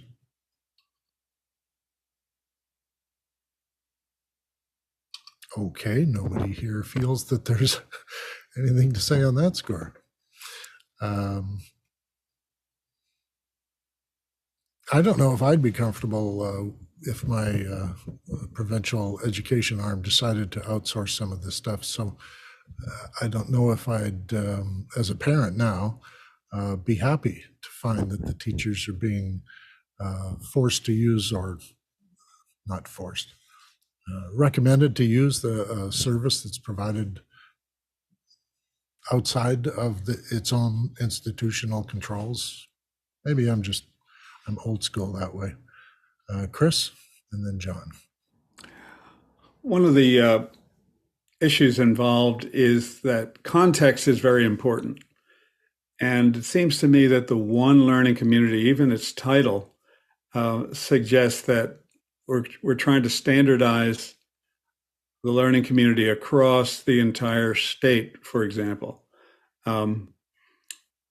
And yet in South Boston, the issues that teachers are talking about and wrestling with are different than the issues right across the border in Rhode Island or in Western Massachusetts, and so forth and so on.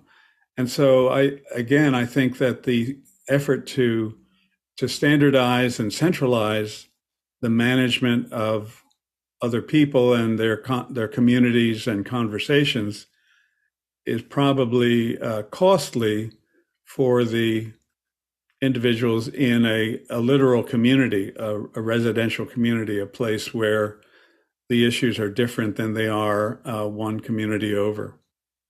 That's a good point.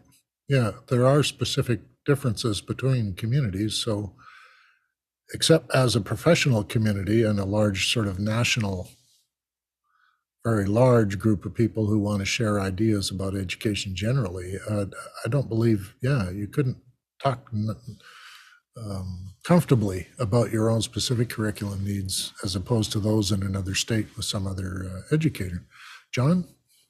Yeah, and I know that this particular product does have the ability to create affinity groups, and that could be based on location. So I think a lot of those features could be used there. And it seems to me like it's an attempt to add structure and become a library rather than a curricula.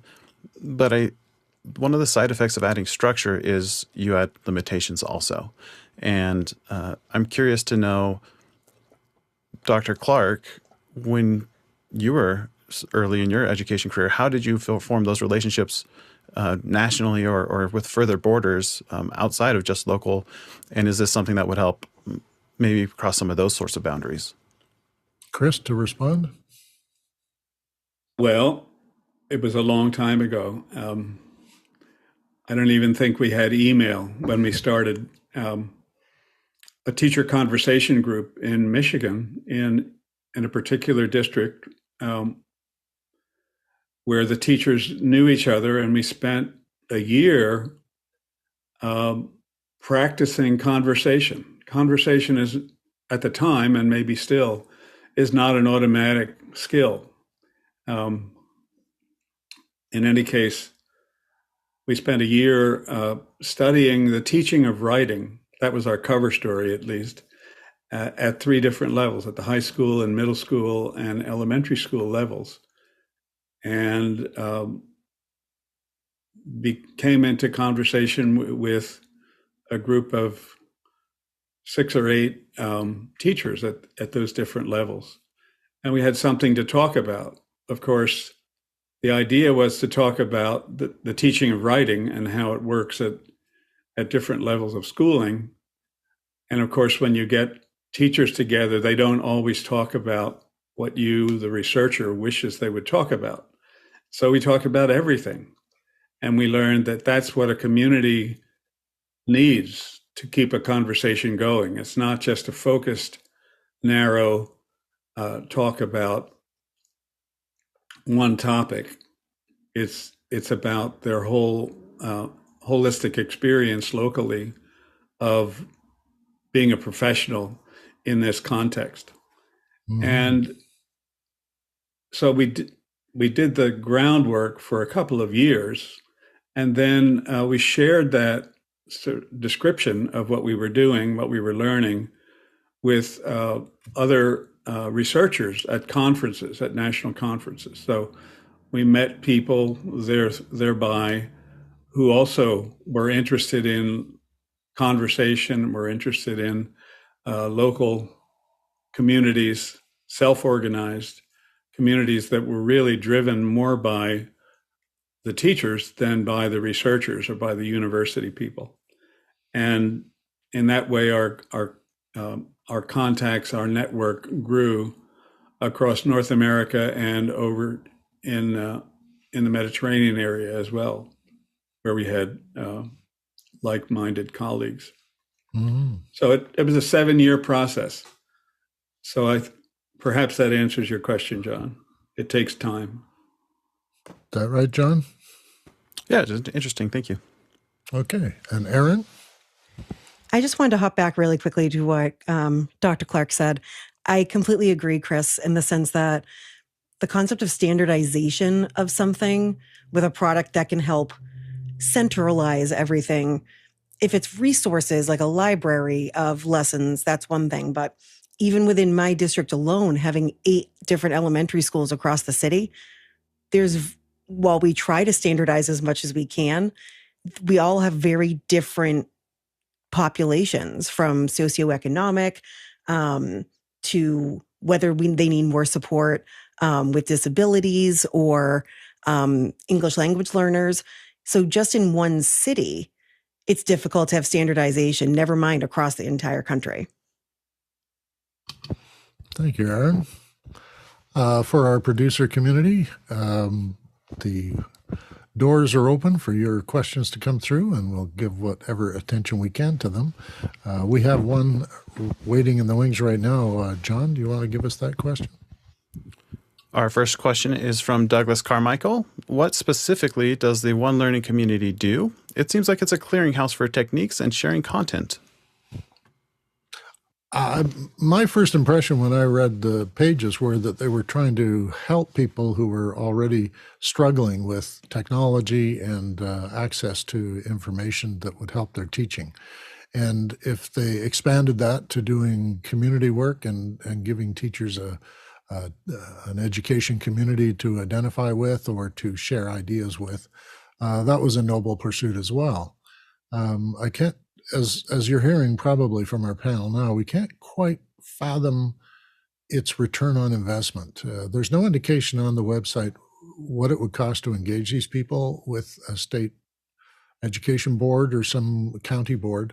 We don't know what their services offer in specific terms. We get general terms off the website, but there's no way without having a conversation with the 3 principals to find out what motivates them or how they think they're providing a service. So the question about what it does is still an open question in my mind, and maybe others on the panel have a different view of that, but it seems, as you say, a clearinghouse, a place where they've got a cross connection with many people they've worked with that have resources that they've cataloged and identified and tagged, and that those resources can then be cross-connected to other jurisdictions.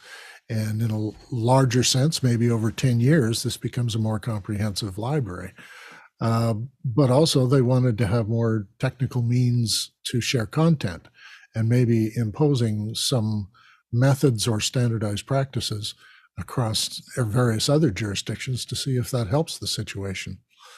I think there's an impression people have when it comes to Zoom or Zoom kind of teaching, that there's one way to do it or there's the best way to do it. And we're still emerging. We don't know yet how this is having an impact on students. We know they love to watch YouTube.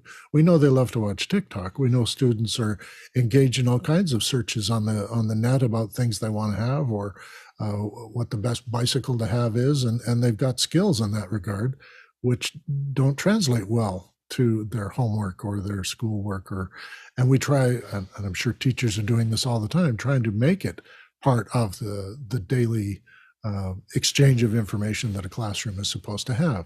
So in the sense that this is, yes, a library building kind of thing and a hopeful community building kind of thing, we haven't quite identified the need for it from what they say on their website.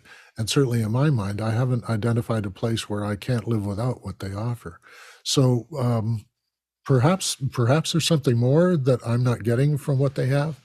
But I think on the surface, it's a nice, noble pursuit, but I'm not sure anyone here today would want to work in their platforms. So maybe someone in our producer community does think this would be a good idea and can defend it. So I'm going to let John jump in here.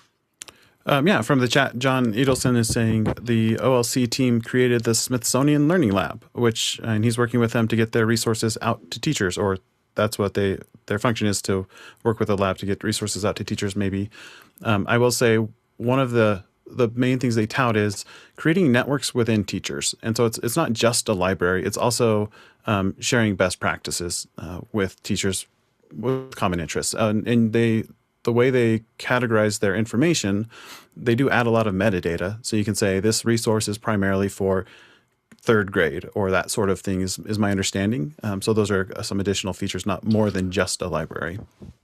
And that is a service to teachers in the sense that nobody's got time to go into all of the available resource libraries and start giving it metadata and giving it more searchable characteristics. So if they were simply hired to be able to do that sort of thing for a state department or otherwise, then maybe it is a service that would be worthwhile. Next question. Our next question is from Bob Sturdivant in San Antonio. Bob asks, on their website, they say, we help site and district leadership teams get connected with the day-to-day work of practitioners. What have been the major hurdles? I'm not in the field, so I'm not qualified to answer that question, but if someone on the panel would like, maybe they can identify one or two of the hurdles. You want to try it, John? Yeah, I'm sure, just in my own personal experience, the hardest thing about categorizing anything is being comprehensive and making sure information's updated, making sure that people are using it, and lastly, making sure that the stuff that's helpful bubbles to the top. And I'm assuming they're using some sort of algorithm for that sort of thing. But I can almost guarantee that's the hardest thing, is making sure the best quality content is what people find easily. Yeah, you're mentioning algorithm kind of gives me the heebie-jeebies here, because algorithms, by their very nature, only serve the person who built it. So, Aaron, you've got a thought? Based on the question, I'm hoping I'm reading this right, thinking about district leadership teams getting connected with day-to-day practitioners, I'm thinking about my principal and vice principal, as well as my superintendent and assistant superintendents coming around to visit sites. And I'm thinking that whenever they're trying to implement something in our classrooms, we obviously try to use it with fidelity to the best of our abilities. But then I guess the biggest hurdle is that stuff happens. Behaviors happen, assemblies happen, shows. I'm trying to think of the word, I've already forgotten it. Sometimes our PTO will have little events for us to go to during the day that's educational. Exactly. Yeah. And it's like, so if we're trying to stay on the same page as, the rest of the district, but something's happening in one specific classroom that's going to throw everything off, that's kind of an issue with day-to-day work, is that they might come in expecting to see us working on, ABC, but we could still be, pre-alphabet at that point of the day based on how the kids come into school. So we have to look at them, socially and emotionally, and kind of see where they're at in order to start where we're supposed to be. Thanks. So hopefully, Bob, that gives you some perspective there. We'll have the next question. Our next question comes from Brian Schwartz in Baltimore, Maryland. What do you find the most effective strategies and software tools for teaching writing to middle and high school students? Chris? Well, I don't know about software tools, but two strategies or two facets of successful writing for younger kids. One is for them to be writing about something that they know already.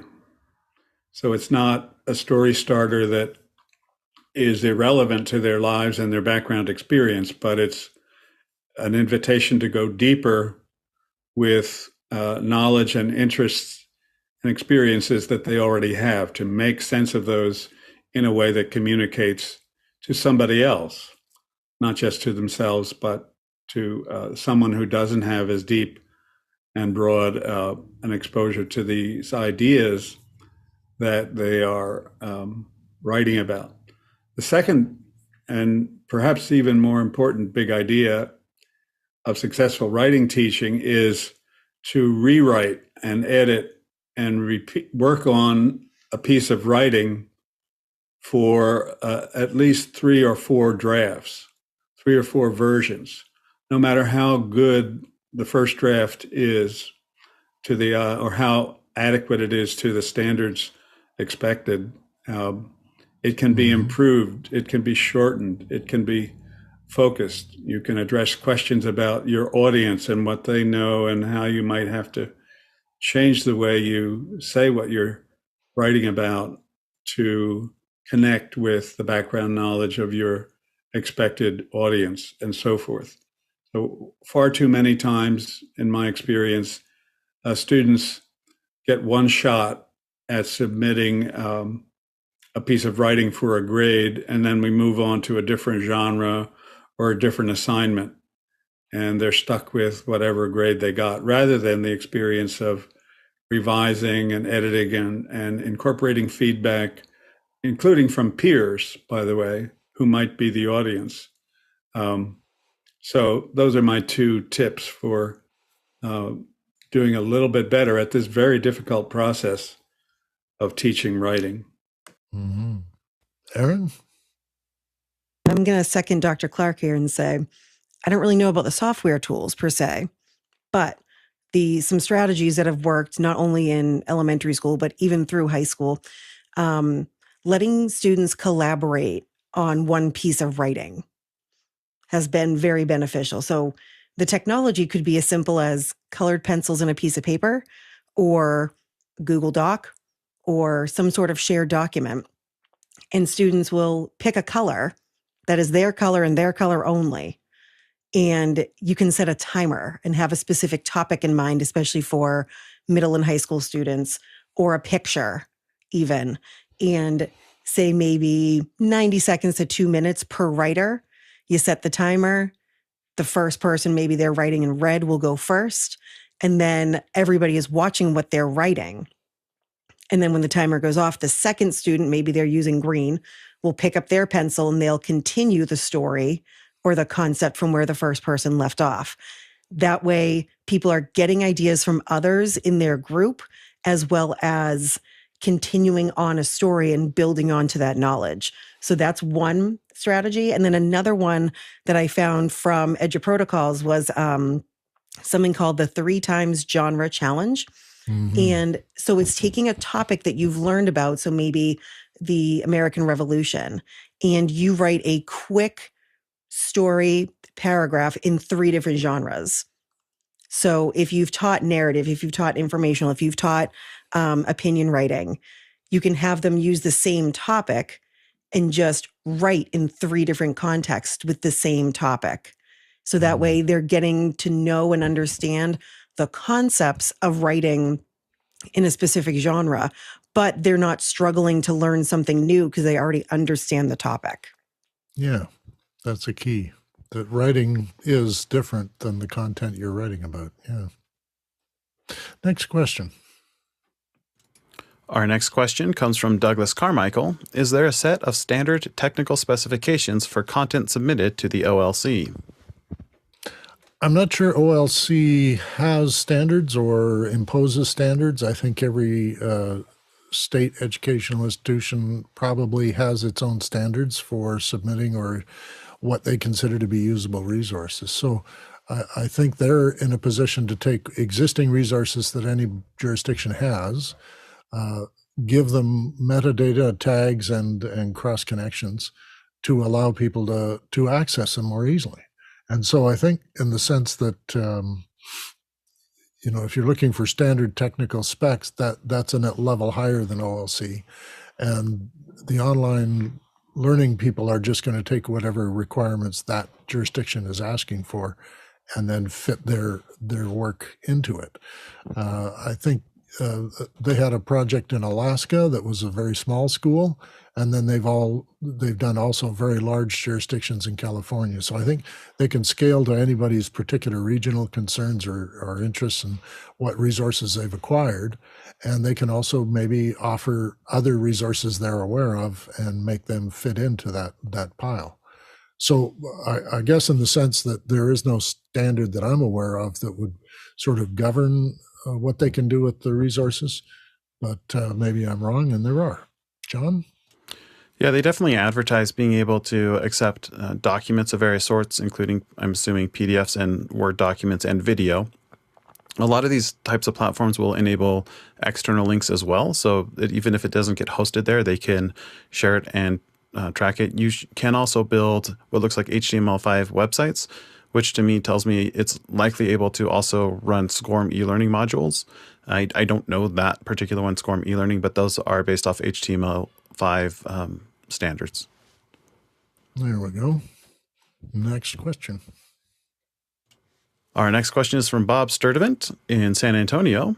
If you were tasked to set something like One Learning Community up, how would you go about it? Well, I think the first thing is to hit the Contact Us button, send them an inquiry, and have them get back to you. Then you can engage them in a one-on-one, either through a text conversation or even a phone call, and get some of the explanations and answers to those questions, some of which we've heard today, answered. And certainly you could, they're not going to want to talk about the cost of things until they know the scope of the project. They're not going to talk about, what techniques they're going to apply or what kind of technologies they'll apply until they've heard more of what your need for resources are. But I think, how would I go about it? I'd sort of treat it as any other major source supplier of services to me, and engage them in a back and forth about what my needs are, and then for them, what services can fulfill those needs. So in that sense, that's where I'd begin. But I've kind of done that with some other service providers too, in the corporate and higher education area. And I find they're usually very responsive. Now, if these people are in a background of education, it shouldn't be too hard to talk to them and for them to understand what I'm describing as what my needs are going to be, or what my students' needs are going to be. We'll go to the next question then. Our next question is from Gordon Lake in Los Angeles. Are we coming to a time when the learning process is driven by tech company offerings and not educational institutions? And would this mean that schools that adopt the latest and greatest can have an advantage over schools that must comply with, I don't know how the sentence ends. With approved materials, perhaps. Oh, probably approval, yeah.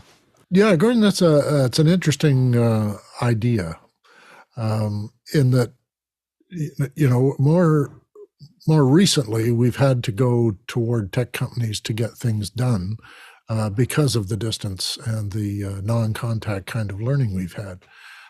It sort of exposed parents and teachers and administrators to other options, but they're not going to build them in-house, are they?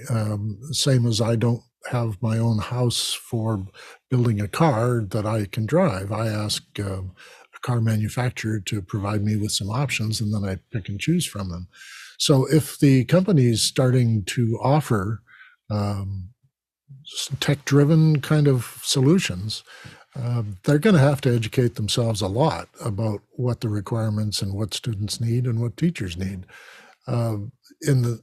In the service sector, this is a natural process. You have to examine your market and determine what their needs are, and then start tailoring your expertise pool of experts to be able to respond to those things.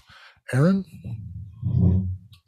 As much as I love using all the technology in my classroom, if educators are going into education for the right reasons, which most of them are, we don't need the tech. Is it helpful? Yes. But we should be able to take a book, go sit outside, read a chapter, talk about it, show a picture book, make connections, have some chalk on the sidewalk and be able to do math. Science, we should be able to look around, So as much as I think the tech industry is coming up with some great, great products, both hardware and software, that can help students from general ed to those that need some more supports, I think overall it's the human aspect. It's the teacher in the classroom that's going to be able to reach all of their students and be able to give them success, because there are many districts that don't have the money to get Promethean boards or to get certain materials, but the teachers are still teaching. It's not like they close down the schools because they don't have the technology. So as much as The tech is fantastic. Most teachers can do without if needed. I can speak from a personal perspective that one of my nieces is being instructed in sort of the classroom of the outdoors. The school itself is run with the idea that students have to leave the room once in a while to engage with the outside world where learning can happen. And certainly I've been advocating the project approach since last year, that is where it's a student-driven inquiry, and that they develop a project they want to pursue and use the whole year to follow up on it and learn all of the elements required in the curriculum, but in a context that isn't sort of chalk and talk. And I think in the sense that technology companies may be just trying to take the classroom into the computer or bring all these computer features into the classroom, they might be barking up the wrong tree here, because we're learning more and more that students engage with things when they do things. And if they're going to be just sitting in front of a keyboard at school as they are at home, or they're going to be looking at iPads at work and at home and the school, maybe they're missing out on something there. John? First of all, hear, Aaron. That was a fantastic answer. Secondly, I think one of the struggles we'll see is as schools are trying to navigate the future, they're going to need to continue to provide more education to more students with the same or fewer resources. And they'll look to technology to solve those problems. And technology will promise to answer them. And that is, I think, the struggle for schools of the future, is to be able to navigate that, to provide the best education to students in a way that no child gets left behind, to borrow a cliche. Let's try this next question. Our next question is from Peter Belbin in Houston, Texas. How do you think the OLC folks would categorize and document the resource that Office Hours Education Saturdays, and would that change anything about OH EDU? We're a producer-driven community of people interested in education in every context, not just in schools. So I'm not sure OLC or the folks at OLC would be able to categorize what we're doing, because it's somewhat new and it's somewhat amorphous at this point. We haven't locked it into a sort of pattern yet. The Saturdays, I don't think, would change in the sense that, you know, we're constrained by the availability of some people. We're constrained by Office Hours crew who support us and the people who volunteer to work the system for us. I don't know if they'd categorize the documents and resources. We don't operate with a lot of documents. I think John and I are working with one Google Doc for everything we're doing, and we scroll back and forth on that all the time. So I don't know that we're providing any resources to educators directly. We're exposing them to conversations about it and maybe giving them hints about where to look for other opportunities or resources, or connecting with other people who we have on. I'm open to the panel commenting on this as well, because I'm not sure it would change what we're doing. All right.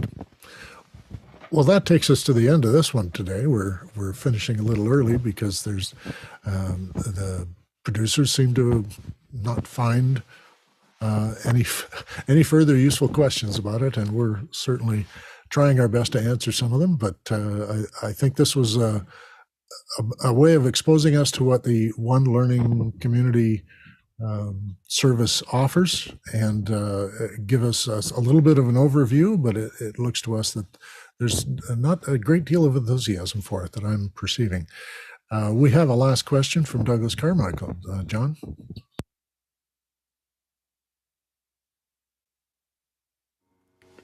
Douglas Carmichael says, I remember a long time ago the use of ISDN and or T1 lines for multi-site video conferences.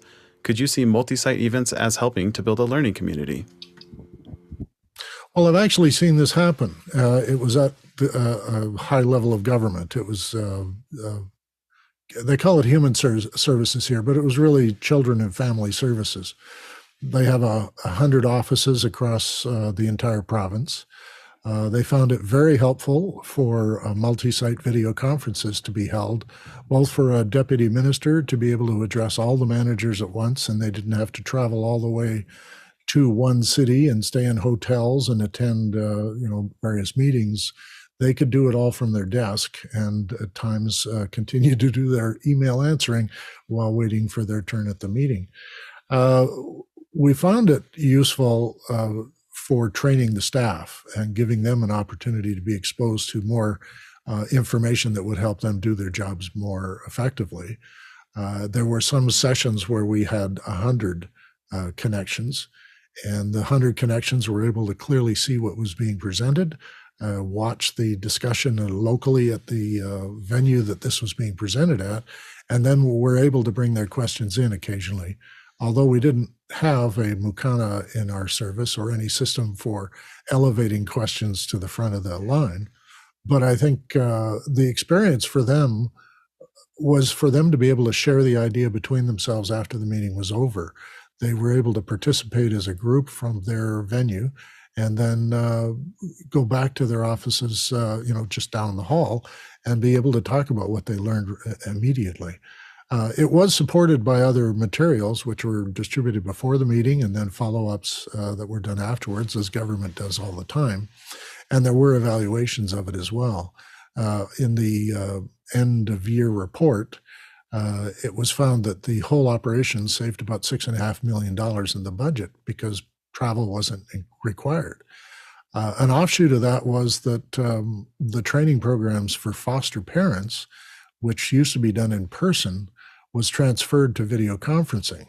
The advantage we had in Alberta was that the government, sometime in the late 80s, installed fiber to every single community in the whole province. Every small town had a fiber connection.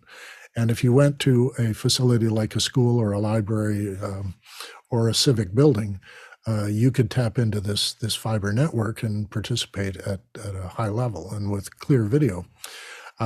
They found that they could have parents at local areas not travel into the major centers to get their foster parent training, and they were able to effectively communicate to them how to be a foster parent over video conferencing with certain examples, role play, and all that sort of stuff. And it was the same workshop stuff they were doing in person, except it was in a large room with cameras, PTZ cameras, that would follow the action. I see lots of potential here. I do. And I see it being adopted widely, perhaps at the government and corporate level, and then later applied to education. But I've also seen with telehealth that we're teaching a lot of medical students things at a distance. And those things are emerging, and the multi-point conferencing is actually becoming a useful tool. And we should advocate probably here and elsewhere for more of that to happen. Chris, you've got a remark? Just a remark to Douglas's question. I think that multi-site events, Office Hours is an example of a multi-site event, as far as I can tell. And we have built an online community that we've often remarked at how surprised and pleased most of us are at how connected in a community we participants in Office Hours have become. And yet, I think it requires the daily, or in the case of Education Hour, the weekly participation in these conferences, frequent participation, for them to really develop the kinds of connections and friendships and self-disclosures that make for a coherent community. I think in the case that Douglas described, where essentially there are meetings or training sessions, if you will, occasionally, those can build stronger learning communities in the local settings, but I don't think they would become a statewide community, for example, because they're not as frequent and the context is different in each place. And so the issues discussed may or may not be relevant to everyone involved in these multi-site meetings. Thanks, Chris.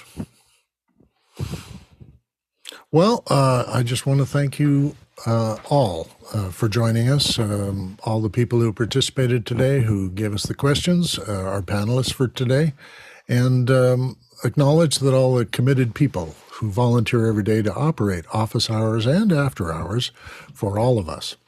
We'd like to thank all you guys for providing insight and giving us things to think about in your questions. You can join us again next week when we'll provide some guidance on how to make a video for classroom use. There are always people in after hours all day and all night ready to lend a hand with any kind of online issues you might have, and after hours can get you a quick answer, most of the time, to nearly any technical question you might have. So look forward to seeing you next week on Education Hour.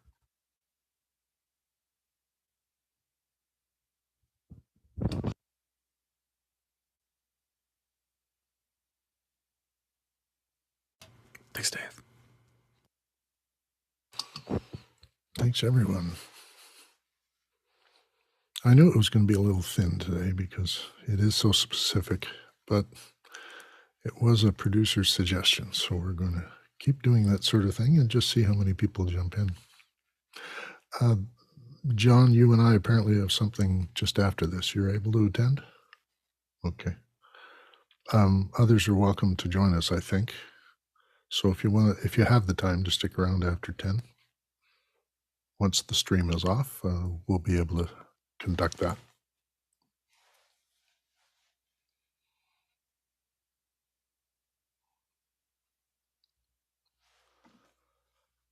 So no need to jump.